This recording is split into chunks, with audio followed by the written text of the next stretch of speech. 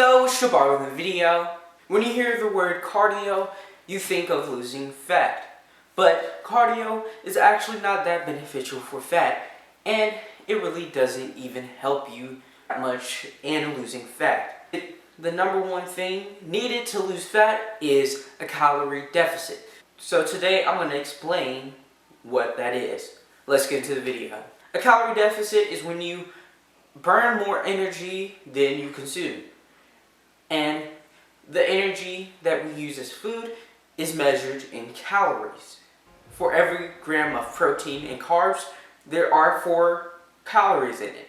And for every gram of fat, there's 9 calories in it.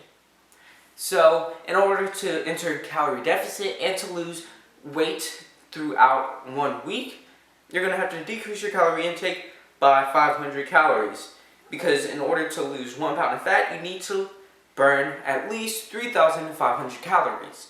And in order to do this, you're going to have to eat 500 calories less than you usually do, and then over the 7 days it will add up to 3,500 calories. So here's an example. This bag of Turtle Chex Mix has more calories than these 2 oranges. A serving of this has 140 calories, and probably a serving of 2 oranges probably have at least under 90 calories. So there you go. That's how to enter a calorie deficit. If this video has been helpful so far, please be sure to subscribe.